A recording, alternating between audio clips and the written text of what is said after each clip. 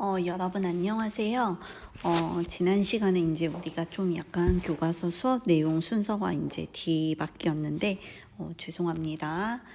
이제 우리가 다시 내용을 건너뛰어서 이제 마지막 부분을 가보도록 하겠습니다. 이제 지지난 시간에 이제 우리가 봤던 내용이죠. 이제 어떤 내용이었냐면 그 황만근이 이제 그 대회에 참석했다가 그 경운기를 몰고 오면서 이제 경운기 사고로 죽게 되는 그 경위가 여기 이제 나타났죠. 그래서 이 부분을 이제 우리가 같이 확인을 했었습니다. 마지막 이제 문장을 보면 선생이 좀 더 살았더라면 난세의 호겸에 그늘의 덕을 널리 베푸는 큰 나무가 되었을 것이다. 여기서의 큰 나무는 누굴 이야기하는 거겠어요?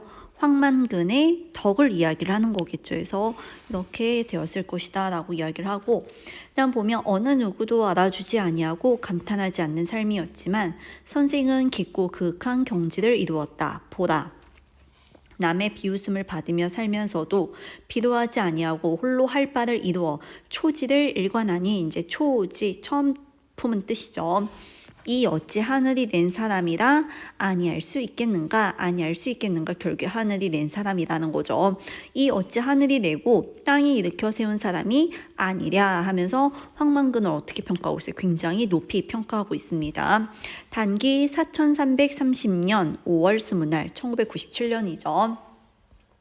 본디 묘지에나 쓰일 것이지만, 자, 묘비명이라는 거죠. 천지를 대영혼의 집으로 삼은 선생인지라 아무 쓸모도 없는 이 글을 새터말로 기농하였다가 이런 것 없이 다시 도시로 흘러가며 남해인 민순정이 엎디었다. 이제 아까 앞에 나왔던 이제 민씨 이름이 민순정이었던 거죠.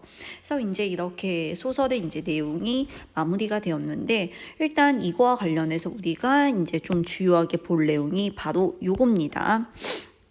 바로 뭐냐면 전의 양식을 차용했다라는 게 중요한데, 이제 보게 되면 일단 선생님이 저번에도 이제 이야기를 했었죠. 뭐 허생전, 뭐 홍길동전 할 때 그 전의 의미가 뭐라고 이야기했어요?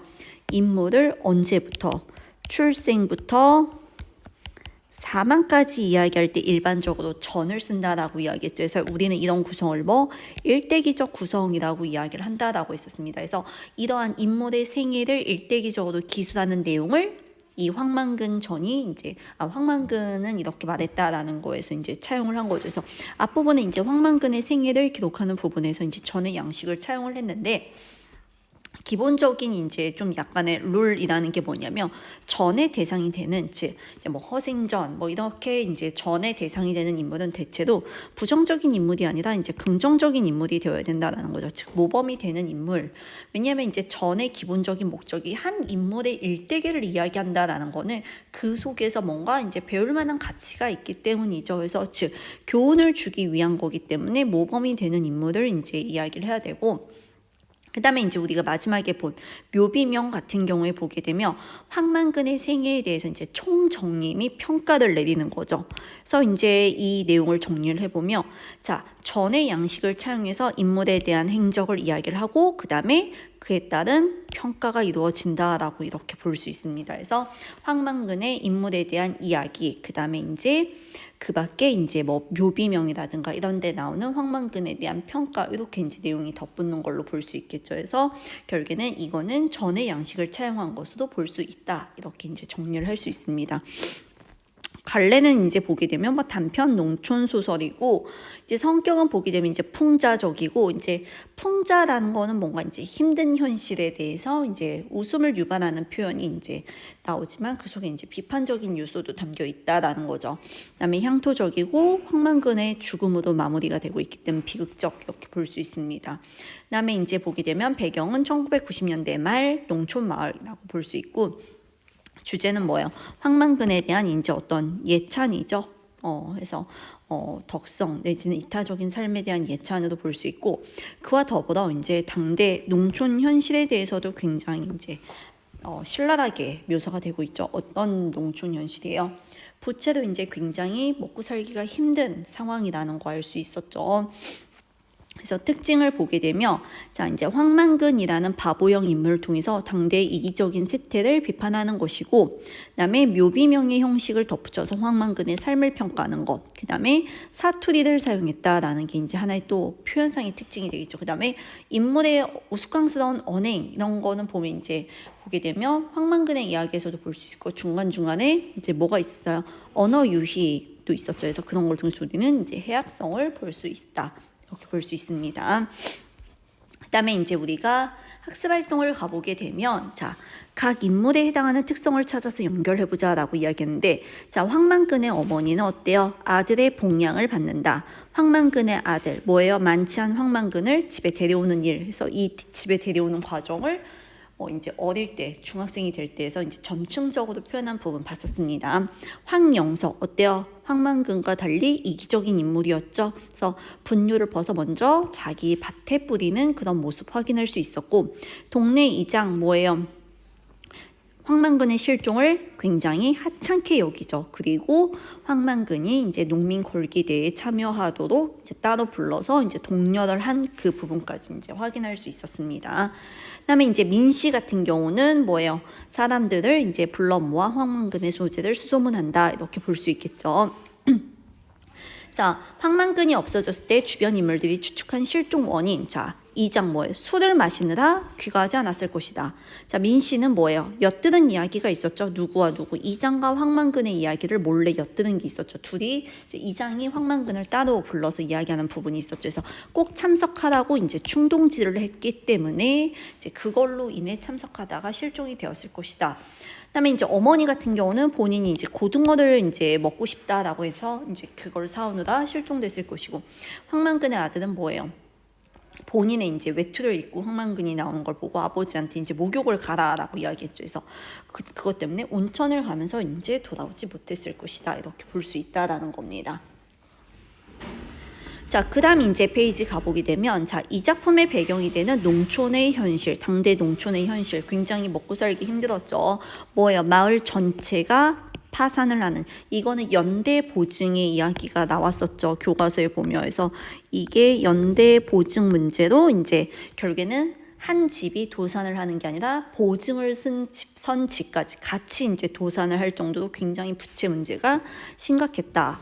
그다음에 이제 보게 되면 마을 사람들은 굳은 일을 황만근에게 떠넘겼는데 이거는 결국에 뭐예요? 그냥 이기주의 세태적 반면에 황만근은 이타주의적 성향 이렇게 볼 수 있고, 그다음에 등장인물 대부분 왜 나이가 많을까? 뭐 이거는 이제 그 농촌을 이제 젊은 사람들이 다 빠져서 어디로 가는 거예요? 도시에 갔기 때문에 이제 그런 거고, 이거는 지금도 더 심화된 현상이죠. 그다음에 이제 보게 되면 민씨가 묘비명이 쓴 빚만 남은 공사의 공연이 뼈를 상한다라는 말의 의미 뭐예요? 결국에 농사는 지어도 뭐만 남고 빚만 남고 빚은 남고, 농사는 지었지만 소득은 없이 몸을 상한다라는 이야기를 하는 거죠. 그래서 농사를 아무리 지어도 부채만 늘고 그 다음에 빚에 허덕이는 그런 농촌의 현실을 이야기를 하는 거죠. 자, 그 다음에 이제 보게 되면 황만근의 행적입니다. 정리해보면 걸기대회 전날 저녁이죠. 저녁에 뭐예요? 이장이 황만근을 따로 불러내서 어떻게 경운기를 끌고 대회에 참가하라 라고 이야기를 하죠. 그래서 황만근이 이제 고민이 된다라는 이야기를 했습니다. 그 다음에 걸기대회 전날 밤에 보면 민씨에게 농사꾼이 부채를 지면 안 된다 뭐 이런 기타 등등 이야기를 하죠. 걸기대회 낮에는 어떻게 돼요? 황만근 굉장히 힘들게 궂은 날씨에도 이제 간신히 교통사고가 날 위험을 이제 몇 번 겪으면서 군청에 늦게 도착을 하죠. 그다음에 밤에 어떻게 해요? 이제 결국에 이제 길이 어두워지면서 논길 옆으로 떨어지고 일주일 후에 이제 황만근은 죽어서 이제 돌아오게 되는 거죠. 자, 그 다음 페이지 가보게 되면 황만근의 덕성을 잘 드러낸다고 생각하는 것 세 가지를 굴러봐라 라고 이야기를 하는데 뭐 근면성실, 나눔, 배려, 소신, 신뢰, 헌신, 한결같은 공평무사, 효심 다 황만근에 해당되는 가치라고 볼 수 있는 거죠. 그래서 여러분들이 한번 이거는 골라보고 이제 각각이 무엇을 의미하는지 한번 정리를 해보면 되겠죠. 뭐 근면성실, 항상 이제 꾸준히 성실했다라는 거고, 나는 황만근은 늘 동네를 위해 봉사했다. 배려, 노인들에게 더 자주 거름을 가져다 주었다. 소신, 어떤 소신이 있었어요? 부채를 져서는 안 된다라는 소신을 갖고 있었죠. 신뢰, 항상 이제 동네 사람들이 어떤 일을 맡겨도 잘 해냈죠. 효심, 지극정성으로 어머니를 봉양했고, 공평무사, 변소를 어떻게 해요? 골고루 동네에 나누어주고 아이들의 시비를 공정하게 이제 해결해 주었다.